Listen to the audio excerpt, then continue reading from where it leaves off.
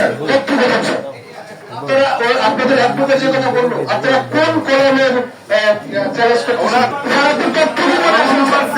অস্থাবর সম্পদ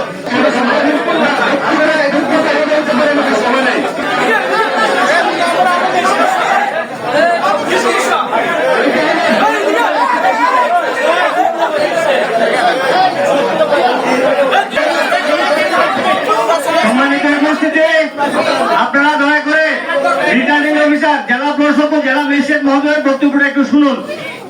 আমি এটা জিনিস ছেড়ে দিব। আপনারা, আমি চাই যে আপনারা এটা মেনে নেন, মেনে না আমার কাছে আছে, কারণ হলো কি আমার কাছে আরো অনেক প্রার্থী আছে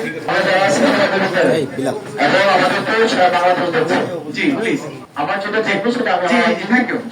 এখানে যারা আছেন, এখানে গণ অধিকারের প্রতিনিধি আছেন, সম্মানিত একজন এমপি প্রার্থী আছেন, উনি আমাদের এলাকায় বেশ অনেকবার উনি প্রতিনিধিত্ব করেছেন, ওনাকে আমরা সম্মান জানাই। এবং এখানে যে আমরা আর্গুমেন্ট করছি এটা কিন্তু ব্যক্তিগত কোনো কিছু না, এটা লিগ্যাল একটা আর্গুমেন্ট এবং ব্যক্তিগত পর্যায়ে আমি অনুরোধ করবো সবাইকে তা না নেই।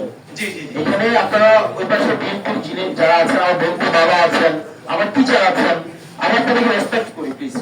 তো এটাকে যেন ব্যক্তিগত পর্যায়ে কেউ আনে আসি, তো জাস্ট আর্গুমেন্টটা লিগালি আমাদের শেষ হোক। তিনজন কথা বলে আমরা করছি, আমাদের যিনি প্রার্থী, লয়ার, তারপর হচ্ছে যে সমর্থক এবং ফেস্টাবল, এছাড়া আর আপনারা যারা আছেন প্লিজ একজনও কথা বলার দরকার। এটা জিততে আসেনি আমরা এখানে।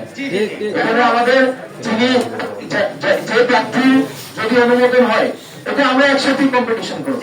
এখন সবাই চুপ থাকবেন প্লিজ। G please.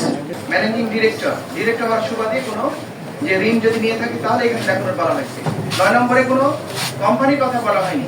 আপনার কার্ড আছে, কার্ড তুলছেন? কয় তারিখে খুলছে? এটা একটু খালি নিয়ে আসেন।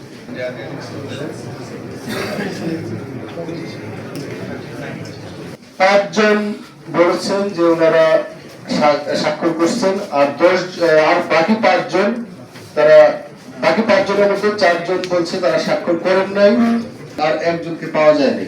আর সিরিয়াল যেটি আমরা পেয়েছিলাম 10টি, সেখানে 9টি